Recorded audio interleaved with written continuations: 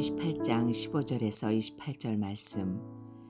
가난한 백성을 압제하는 악한 관원은 부르짖는 사자와 줄인 곰 같으니라. 무지한 치리자는 포악을 크게 행하거니와 탐욕을 미워하는 자는 장수하리라. 사람의 피를 흘린 자는 함정으로 달려갈 것이니 그를 막지 말지니라. 성실하게 행하는 자는 구원을 받을 것이나 굽은 길로 행하는 자는 곧 넘어지리라. 자기의 토지를 경작하는 자는 먹을 것이 많으려니와 방탕을 따르는 자는 궁핍함이 많으리라. 충성된 자는 복이 많아도 속히 부하고자 하는 자는 형벌을 면하지 못하리라. 사람의 낯을 보아주는 것이 좋지 못하고 한 조각 떡으로 말미암아 사람이 범법하는 것도 그러하니라. 악한 눈이 있는 자는 재물을 얻기에만 급하고 빈궁이 자기에게로 임할 줄은 알지 못하느니라. 사람을 경책하는 자는 혀로 아첨하는 자보다 나중에 더욱 사랑을 받느니라. 부모의 물건을 도둑질하고서도 죄가 아니라 하는 자는 멸망받게 하는 자의 동륜이라. 욕심이 많은 자는 다툼을 일으키나 여호와를 의지하는 자는 풍족하게 되느니라.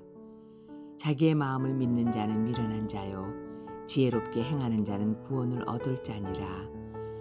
가난한 자를 구제하는 자는 궁핍하지 아니하려니와 못본 채 하는 자에게는 저주가 크리라. 악인이 일어나면 사람이 숨고 그가 멸망하면 의인이 많아지느니라. 아멘.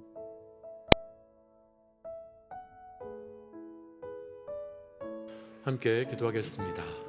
하나님, 주께서 말씀을 통하여 주시는 그 악인의 무너짐과 깨어짐 속에 온전한 말씀을, 온전한 메시지를 발견케 하여 주시옵소서.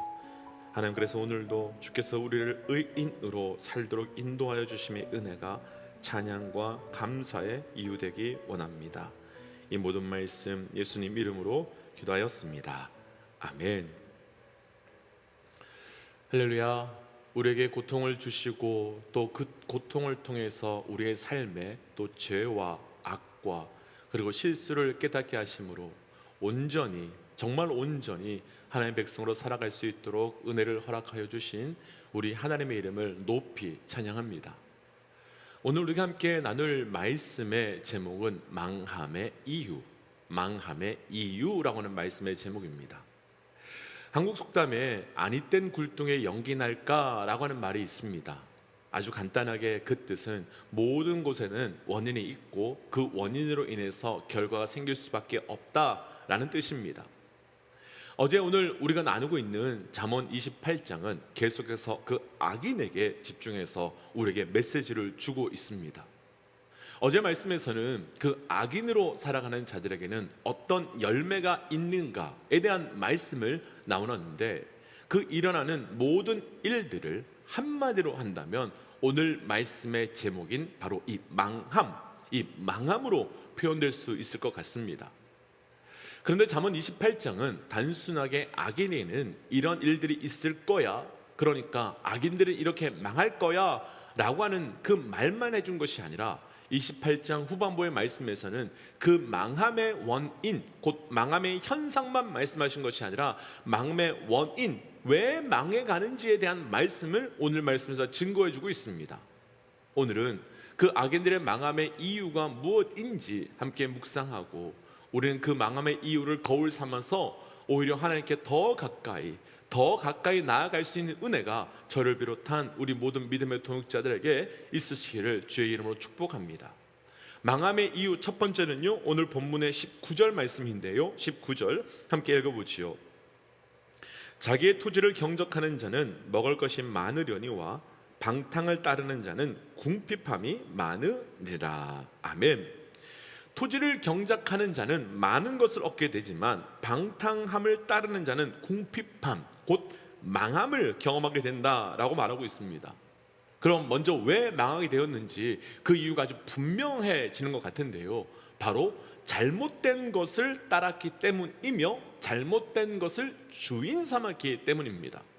그러니까 궁핍함의 망함을 얻게 된 이유는 방탕함을 따랐기 때문이며 방탕함을 내가 주인으로 삼았기 때문인 거지요. 그렇다면 우리가 망하지 않고 온전한 길로 가기 위해서 무엇을 우리가 결단해야 되겠습니까? 온전한 것을 따르고 무엇보다 오직 예수님을, 하나님을 주인 삼아 따라 나아가야만 하는 것입니다. 그렇다면 우리가 따라다니고 있는 방탕함, 우리가 잘못 주인 삼은 방탕함은 구체적으로 어떤 것으로 나타날까요?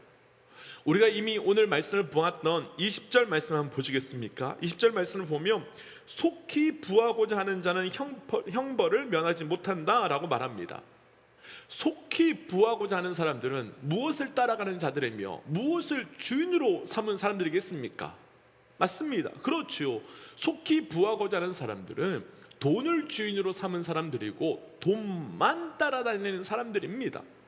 분명 돈을 주인으로 삼고 어떻게 하면 돈을 더 벌 수 있을까? 어떻게 하면 돈을 더 모을 수 있을까? 그것을 따라다닌 사람들은 분명 더 부하게 될 것이라고, 더 성공하게 될 것이라고 생각하고 따라갔을 겁니다. 그런데 그 결과는 돈이라고 하는 잘못된 것을 따라가고 돈이라는 것을 잘못된 것을 주인 삼으로 부하게 된 것이 아니라 말씀은 형벌, 곧 망하게 된다고 말합니다. 또 연이어서 21절 한번 보시겠습니까? 21절 보시면 한 조각의 떡으로 말미암아 범법, 곧 죄를 짓게 된다라고 합니다. 왜 한 조각의 떡으로 죄를 짓고 망하게 될까요? 그 떡이 곧 내 삶에 먹고 마시는 것, 먹고 마시더라도 더 많은 것, 더 좋은 것을 먹고 마시려는 이 땅의 삶이 주인되고 그것을 따라가게 되니까 결국은 죄 지음의 망의 길로 가게 되는 거죠. 곧 먹고 마심이 주인된 거예요. 또 22절 한번 보세요. 22절 말씀 보시면 재물 얻기에 급급한 사람은 오히려 빈궁, 그러니까 부하게 되는 것이라 생각했는데 오히려 망하게 될 것이다 라고 말합니다. 왜 그렇지요? 무엇을 주인 삼아서요? 재물을 얻기에만 급급하니까 재물이 주인이 되고 재물을 따라가기만 하니까 결국은 부하게 될 것이라고 생각했는데 망하게 되었다라고 말합니다. 그럼 이 부분에서 우리가 아무것도 어떻게 해야 망하지 않고 온전한 길로 갈 수 있겠습니까? 그 답은 아주 간단하지요. 우리의 주인을 바꾸는 것이고 우리가 따라가는 대상을 바꾸는 것입니다. 더 이상 먹고 마시는 것, 그리고 돈과 명예를 따라가고 그것을 주인으로 삼고 살아가는 것이 아니라 오직 나의 주 나의 하나님 예수 그리스도를 주인 삼고 그분을 따라가는 삶이 되어야만 되는 것입니다. 이 부분에 대해서요, 갈라디아서 5장 16절에서는 육체를 따라가지 말라, 혹은 육체를 주인 삼지 말라라고 하지 않으시고 성령을 따라 행하라 라고 도전합니다. 왜냐하면 우리가 우리 스스로 육체를 주인 삼지 않고 육체를 따라가지 않는 것은 거의 불가능하지만 반대로 우리가 그분을 주인 삼고 그분을 따라가게 되면 우리가 그렇게 하지 않으려고 하지 않아도 성령을 따라가게 되고 그를 주인 삼게 되고, 그래서 우리가 망함의 길로 가는 것이 아니라 의의 길로 갈 수 있게 되기 때문입니다. 그렇다면 우리 여기서 한 가지 우리 스스로 점검해 보아야 될 것이 있지요. 나는 지금 무엇을 따라가고 있으며 나는 지금 무엇을 주인 삼고 살아가고 있습니까? 우리가 말씀 묵상에서 자주 나누었던 부자 청년으로 한번 좀 이 말씀을 이야기해 본다면, 바로 앞에 예수 그리스도가 있고 자신의 영생의 답을 줄 수 있을 것이라고 확신을 가지고 예수님께 왔음에도 불구하고, 그리고 예수님께 직접 나를 따라라 라고 하는 말씀을 들었음에도 불구하고 그는 돈을 따랐고 돈을 주인으로 삼았습니다. 그래서 저를 비롯한 우리 모든 믿음의 동역자들에게 마음 다하여 축복하고 도전하기는 우리 삶의 세상의 것을 주인 삼고 그것을 따라가는 삶이 아니라 오직 우리 주 예수 그리스도, 나의 선한 목자 되시는 그분만을 따라가며 그분만을 주인 삼는 삶이 되어 가시기를 주의 이름으로 축복하며 도전합니다. 오늘 말씀에서 나눌 두 번째 망함의 이유는요, 조금 내려가서 26절 말씀을 좀 읽어보겠습니다. 26절 함께 읽어보지요. 자기의 마음을 믿는 자는 미련한 자요 지혜롭게 행하는 자는 구원을 얻을 자니라. 아멘. 자기의 마음을 믿는 자는 미련하게 되고, 그러니까 오늘 말씀의 제목으로 표현해 본다면 자기의 마음을 믿는 자는 망하게 되지만 지혜롭게 행하는 자는 구원을 얻게 된다라고 합니다. 여기서 먼저 우리가 다시 한번 점검해 볼 것은, 잠언에서의 지혜로운 자는 어떤 사람이었습니까? 세상적인 지식과 경험이 많은 사람을 뜻하는 것이 아니었죠. 그런 것이 아니었습니다. 잠언에서의 지혜로운 자는 예수 그리스도를, 예수님만을 그리스도로 믿고 영접한 사람을 뜻하는 것입니다. 그렇다면 지혜롭게 행하는 자는 구원을 얻는 자라고 하신 그 말씀의 의미는, 예수를 그리스도로 믿고 영접한 사람은 구원을 얻게 될 것이라고 하는 그 말씀이 되는 것이지요. 그럼 조금 반복되는 느낌은 있지만, 조금 전에 읽었던 26절 말씀을 최대한 말씀의 의미를 살려서 다시 정리해 본다면, 자기의 마음을 믿는 자는 미련한 자가 되어 망하게 될 것이지만, 예수를 그리스도로 믿는 자는, 예수를 그리스도로 믿는 지혜로운 자는 구원을 얻게 될 것이다 라는 말이 되는 거죠. 그렇다면 오늘 말씀에서 나누고 싶은 두 번째 망함의 이유는 잘못된 믿음의 대상 때문에 망하는 거죠. 잘못된 것을 믿을 때, 잘못된 것을 믿음의 대상으로 삼을 때 사람의 인생은 망하게 되는 것으로, 우리가 지금 무엇을 믿고 있고 무엇을 믿음의 대상으로 삼았는지를 우리는 분명하고도 명확하게 분별해야 됩니다. 그럼 이 모습이 솔로몬의 삶에 과연 있었겠습니까? 특별히 25장 이후부터는 히스기야의 신하들이 솔로몬의 잠언을 기록한 것인데, 히스기야의 신하들이 솔로몬의 역사에서 어떤 부분을 보고, 어떤 것을 보고 믿음의 사람에게 망하지 않기 위해서는 온전한 믿음의 대상을 품어야 한다라고 다시 돌이켜서 기록했겠습니까? 그리고 솔로몬의 삶에서 어떤 사건을 보고 우리도 망하지 않기 위해서는, 그 신하들이 우리도 망하지 않기 위해서는 온전한 믿음의 대상을 따라가야 한다라고 자기들끼리 나누고 있는 거겠습니까? 우리가 지혜의 왕이라고 부르는 솔로몬의 삶에서 가장 중요한 사건 중에 한 가지가 솔로몬이 1000번제를 드린 사건이라 할 수 있을 것 같습니다. 우리는 솔로몬이 드린 1000번제를 왕이니까, 또 신하들도 있고 가진 것도 있으니까 편하게 그렇게 드리지 않았을까라는 생각을 할 수도 있지만, 사실 그렇지 않습니다. 우리가 레위기 말씀에서 이미 나누었지만요, 번제는 제물이 되는 동물을 그 율법에 따라서, 말씀에 따라서 하나하나 각을 뜨고 버려야 할 것과 태워야 할 것을 다 나누어서 드리는 제사입니다. 그리고 또 번제를 드리는 사람은 그 번제물의 머리에 안수하면서 나의 죄를 그에게 안수하는 일들, 그러면서 전이되는 일들을 하나하나 해야 했습니다. 그래서 번제는 실제로는 동물을 잡아서 드리는 제사이지만, 영적으로는 내가 죽어야 하는데 내가 죽지 않고 동물을 대신해서 하나님께 드리는 나의 죽음의 제사입니다. 그러니까 죽는 것은 동물이지만 영적으로 죽는 것은 동물이 죽는 것이 아니라 바로 나 자신이 죽는 거지요. 이런 관점으로 솔로몬의 1000번제를 보게 된다면 솔로몬은 적어도 하나님 앞에서 1000번을 죽은 것이며, 1000번은 하나님 앞에서 나를 부인함으로 나를 하나님께 완전히 올려드리고 나는 죽고 하나님만 믿고 따르겠다고 하는 그 영적 결단이 그 안에, 영적 의미가 그 안에 포함된 겁니다. 그럼 솔로몬은 어떤 사람이겠습니까? 신분적으로는요, 이스라엘 백성의 영적 아버지인 다윗의 아들이었고 지금은 왕이 된 엄청난 사람입니다. 그럼 솔로몬은 가진 것, 아는 것, 누릴 수 있는 것이 엄청나게 많은 사람입니다.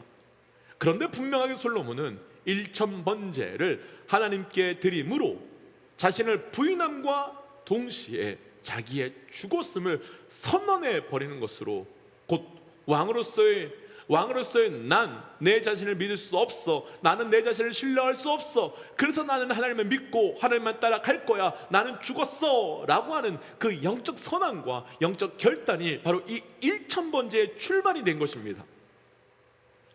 그러니까 솔로몬의 1000번제는 오직 하나님만을 믿기 위해서 우리 스스로가 가장 잘 믿는 믿음의 대상이 우리 자신을 믿지 않고 신뢰할 수 없음을, 그래서 나 자신을 죽여버림으로 나를 부인하고 부정해버린 겁니다.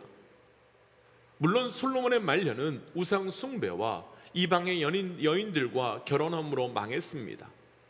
그럼 그 역사를 보면서 히스기야의 신하들은 하나님을 믿고 하나님만을 그 믿음의 대상으로 삼았던 솔로몬의 삶과 초기의 삶과 또 반대로 하나님이 아니라 이방 나라를 믿고 이방 나라들을 믿음의 대상으로 삼았던, 그래서 오늘 말씀으로 표현해 본다면 자기의 마음을, 자기의 그 삶을 믿었던 솔로몬의 삶을 비교하면서 원인이 무엇인지, 이유가 무엇인지 정확하게 그것을 알게 되었을 것이고, 그래서 오늘 말씀에서 누구를 믿을 것인가, 누구를 따를 것인가에 대한 질문으로 그 망함이 아닌 온전한 길로 가도록 그 길을 우리에게 또 자신들에게도 보여주고 있는 겁니다.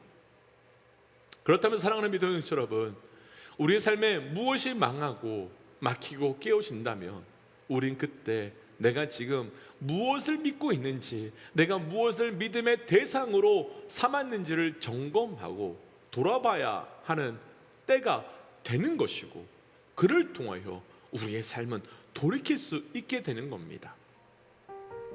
그래서 오늘 말씀을 기억하면서 이렇게 기도하고 싶습니다.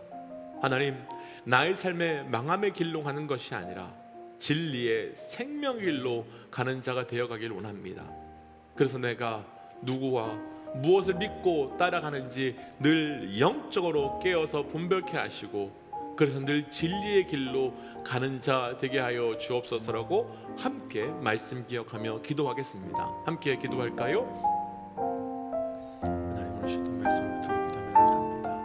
하나님, 그 인생의 망함의 원인을 보면서 아버지, 우리의 삶이 무엇으로 어찌 나아가야 되는지를 분별하는 자들이 됩니다. 하나님, 내 삶에 아버지 온전한 길로 나아가지 않을 때 내 발걸음을 옮겨주시고, 하나님께서 철저히 말씀을 따라 우리의 길을 따라 나아갈 수 있는 우리의 삶이 되어가며 그 삶으로 걸어갈 수 있도록 우리와 함께하여 주시옵소서. 하나님, 우리의 삶에 그 의인의 길로 불러주셨음에도 불구하고 끊임없이 망의 길로 나아가고 있는 우리의 삶이 있다면 주님, 이 시간 그 망함의 길을 막아주시고 깨트려 주셔서 하나님, 우리가 나아가고자 하는 그 길을 묶이고 깨어져 오직 주의 길로 나아갈 수 있도록 우리를 인도하여 주시옵소서. 하나님, 그래서 우리가 그 악인의 망함이 오히려 은혜임을 고백하며 하나님께서 우리의 오직 십자가 주인 되시는 예수 그리스도만 붙들고 살아가는 우리의 삶이 될 수 있도록 함께 하시고 동행하여 주옵소서. 이 모든 말씀 예수님 이름으로 기도하였습니다. 아멘. 사랑하는 믿음의 여러분, 누구를 따라가고 있는지, 누구를 붙들고 있는지 잘 분별하셔야 됩니다. 오늘 하루가 그런 하루 되시기를 주의 이름으로 권면드립니다. 함께 선포하고 또 삶의 자리로 기도의 자리로 나아가지요. 함께 선포하겠습니다. 하나님은 살아계십니다. 아멘. 승리하십시오. 함께 기도하겠습니다.